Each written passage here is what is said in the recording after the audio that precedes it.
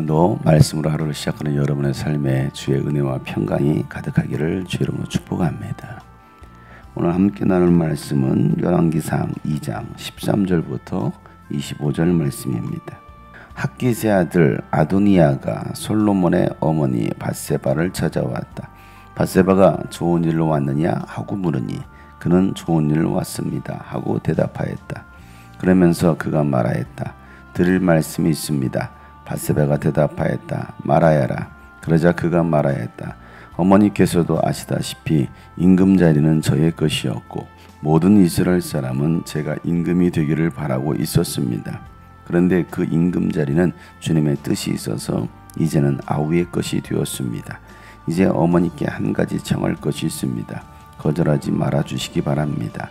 밧세바가 그에게 말하라고 하였다. 아도니아가 말하였다. 임금이 어머니의 청을 거절하지는 않을 것입니다. 그러니 솔로몬 임금에게 말씀하셔서 수넴 여자 아비삭을 나의 아내로 삼게 해주십시오. 밧세바가 말하였다. 좋다. 내가 너를 대신하여 임금께 말하여 주마.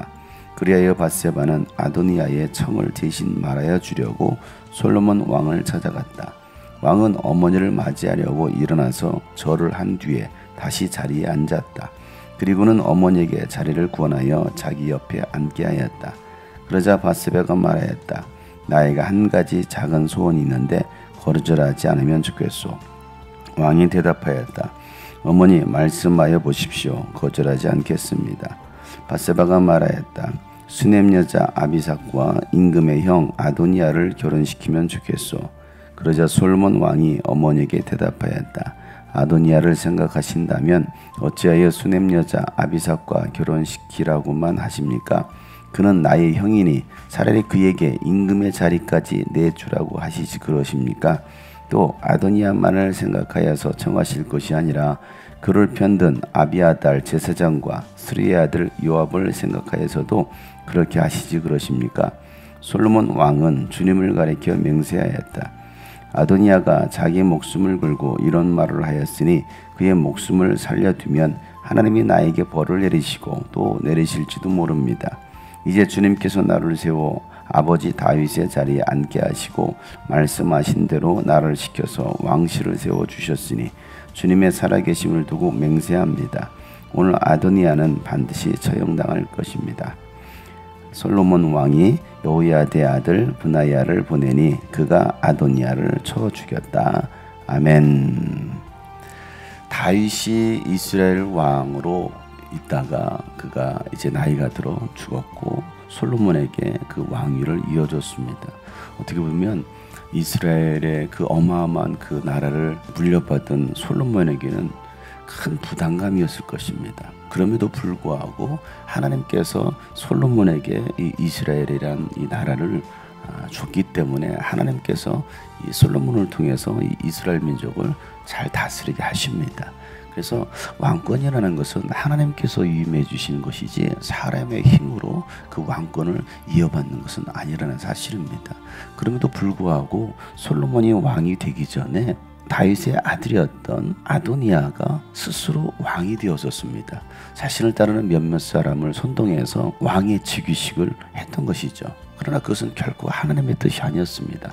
자신의 욕망, 자신의 야망을 성취하기 위한 스스로 왕이 되었던 사람이었습니다. 솔로몬이 왕이 되었을 때에 모든 이스라엘 백성들이 환호하고 축하했습니다. 그 소식을 들었던 아도니아는 겁이 질렸고 죽음을 피하기 위해서 제단 뿔을 잡았습니다. 그 소식을 들었던 솔로몬이 아도니아에게 죄가 없다면 그냥 살려두겠지만 그가 죄가 있으면 반드시 죽임을 면하지 못할 것이다 라고 하면서 아도니아를 살려뒀었습니다. 그런데 오늘 이 말씀에 보면 아도니아가 이 솔로몬의 어머니인 밧세바를 찾아옵니다. 그리고 그가 요청하는 것이 있었습니다. 어머니께서도 아시다시피 임금 자리는 저의 것이었고 모든 이스라엘 사람은 제가 임금 되기를 바라고 있었습니다 라는 말을 합니다. 모든 사람이 이 아도니아가 임금 될 것을 바랬던 것은 아니죠. 그의 형들이 죽었고 첫째 형도 죽었고 둘째 형 압살롬도 죽었습니다. 그러니까 어떻게 보면 이제는 그 자리가 내 자리야 라고 생각해 스스로 왕이 되려고 했던 사람이었던 것이지 모든 이스라엘 백성들이 그것을 당연시했던 것은 아니었죠. 거죠. 그런데도 불구하고 자기 합리화로 오늘 이 밧세바를 설득하는 것이죠. 어머니께서도 아시다시피 제가 당연히 이 다윗 왕의 아버지의 대를 이어서 내가 이 이스라엘의 왕이 될 수 있었습니다. 그것은 모두가 그렇게 인정했던 것입니다 라고 말을 하고 있습니다. 그럼에도 불구하고 그런데 그 임금 자리를 이제는 그 주님의 뜻이 있어서 내 동생 솔로몬이 차지하게 된 것입니다 라고 말하고 있습니다. 어떻게 보면 참 그럴듯한 말이죠. 거기는 하나님의 뜻이 있었습니다 라고 말하고 있습니다. 그러면서 하는 이 얘기는 자기가 하나의 청이 있는데 그 청이 뭐냐면 수넴 여자 아비삭을 자기 아내로 삼게 해달라는 겁니다. 수넴 여자 아비삭은 누구냐면 다윗이 죽기 전에 마지막 노년에 이제 몸도 말을 안 듣고 몸도 차갑고 하니까 이 수넴 여인 아비삭을 다윗의 아내로 쉽게 말하면 첩으로 주게 되죠. 그래서 그 곁에서 수발을 들면서 몸을 따뜻하게 해줄 여인으로 어떻게 보면 이불 대신 그냥 다윗을 품어줄 여인으로 아비삭을 다윗의 첩으로 줬던 거예요. 그러나 다윗은 어떻게 합니까? 나이도 들었고 관계도 하지 않고 그냥 처녀로 그냥 다윗을 옆에서 보살피던 한 여인이었던 거죠.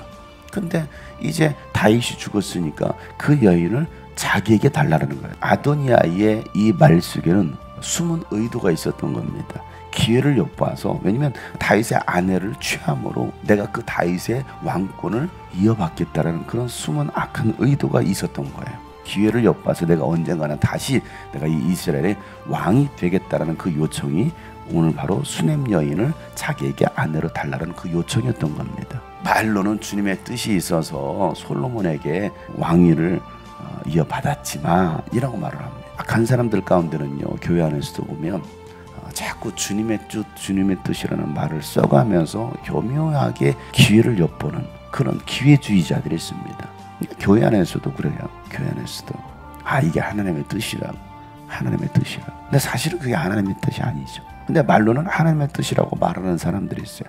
오늘 아도니아도 하나님의 뜻이 있어서 솔로몬에게 이제는 이스라엘의 왕위가 가게 되었습니다 라고 말하고 있지만 그 악한 마음에는 자기가 왕이 되고 싶은 그 욕망이 있었던 겁니다. 그 말을 들었던 밧세바는 어차피 다윗의 첩으로 줬던 이 수넴 여인도 이 밧세바가 옳게 보겠습니까? 별로 탐탁치 않게 생각했죠. 그것도 좋은 생각이네 하고서 이제 그 솔로몬을 찾아가 가지고 요청을 하는 것이죠. 솔로몬에게 찾아가니까 솔로몬이 자기 어머니가 왔으니까 반갑게 맞이하죠. 그러면서 밧세바가 이 솔로몬에게 이야기하기를 21절에 수넴 여자 아비삭을 당신의 형 임금님의 형 아도니아와 결혼시키면 좋겠습니다 라고 말하고 있습니다. 그러면서 그 말하기 전에 20절에 나에게 한 가지 작은 소원인데 그 소원을 좀 들어주시겠습니까? 라고 말하는 것이죠. 그게 바로 수넴 여인과 아도니아를 결혼시키는 것입니다 라고 말합니다. 그러니까 이 밧세바는 아도니아가 했던 요청이 뭐 지극히 작은 것이라고 생각했던, 하찮게 여겼던 것이죠. 그 말 자체를 무겁게 생각하지 않아요. 그런데 그 이야기를 들었던 솔로몬은 아도니아가 무슨 의도를 가지고 해서 그렇게 요청했는지를 알았던 거예요. 그래서 22절에 말하기를 아도니아를 생각하신다면 어찌하여 수넴 여자 아비삭과 결혼시키라고 합니까? 그는 나의 형이니까 차라리 그에게 임금 자리를 내주라고 하시죠 라고 말합니다. 아도니아가 그 임금 자리를 노리고 이와 같이 말한 것을 솔로몬은 알았던 거예요. 그러니까 결혼시키라고 하지 말고 차라리 그 자리를 주세요. 그것뿐이겠습니까? 아도니아를 생각했으면 차라리 그의 편을 들었던 아비아달 제사장 요압까지도 왜 그 자리를 다 주시죠? 라고 말합니다. 솔로몬은 그걸 알았던 거예요. 눈치를 챈 거죠. 그래서 그가 맹세하기를 아도니아가 자기 목숨을 걸고 이런 말을 했으니 그의 목숨을 살려두면 하나님 나에게 벌을 내리고 내리실 것입니다 라고 말하면서 아도니아를 죽이게 명합니다. 어떻게 보면 아도니아는 자신의 욕심 때문에 자신의 수명을 단축했죠. 그 욕심을 가지고서 기회를 엿봐서 왕의 자리를 탐하려고 했던 그 아도니아는 결국은 그 욕심 때문에 죽임을 당하게 됩니다. 야고보서 1장에 보면 욕심이 잉태한 즉 죄를 낳고 죄가 장성하면 사망에 이른다라고 말씀하고 있습니다. 자신의 욕심 때문에 결국은 그가 죽임을 당하게 되는. 그런데 또 바세바는 어땠습니까? 어떻게 보면 이 아도니아의 그 요구가 그 한 공동체, 이스라엘 공동체를 또 어렵게 만들 수도 있는 그런 요구였음에도 불구하고 그는 그것을 작게 여겼다라는 것이죠. 어떠한 죄도 악의 모양도 너희는 본받지 마라. 우리는요, 공동체를 해하려고 하는 그런 어떤 악한 모습들이 있을 때 우리는 결코 그것은 작게 여겨서는 안 된다는 것입니다. 작은 죄처럼 보이지만 그 작은 죄가 결국은 공동체를 다 무너뜨릴 수도 있고, 또 그 한 사람의 그 간사한 그 말이 결국은 공동체를 다 무너뜨릴 수도 있다는 사실이에요. 솔로몬은 그것을 깨달았다는 겁니다. 그런 지혜가 우리 가운데 있기를 소망합니다. 또 영적 분별력이 있기를 축복합니다. 영적 분별력이 없으면 결국은 교회도 무너지고 가정도 무너지고 한 나라도 무너질 수도 있다는 사실입니다. 그런데 솔로몬은 그걸 깨닫고 결국에는 이 아도니아를 가만 놔두지 않습니다. 그리고 그가 말했던 것처럼 그가 죄가 없으면 살려두겠지만 죄가 드러나게 되면 그는 반드시 죽음을 면치 못할 것이라는 그 말 그대로 아도니아를 처형하게 되는 겁니다. 오늘 말씀을 통해서 우리가 깨달을 수 있는 것은 영적 분별력을 가지고서 교회 안에서 일어나고 있는 일들, 내 주변에서는 일어나고 있는 일들, 그게 과연 하나님의 뜻일까 아닐까를 우리는 분별력을 가지고서 분별할 수 있어야 됩니다. 그래서 지혜롭게 악은 어떤 모양이라도 본받지 말라는 그 말씀을 기억하고, 또 혹시 내 안에 이런 욕심은 있지 않을까라는 또 생각도 해봐야 되겠습니다. 그리고 하나님의 뜻이 무엇인지를 우리가 정말 분별해서 하나님을 기쁘시게 하며 살아갈 수 있는 우리 모든 성도들 되기를 주의 이름으로 축복합니다.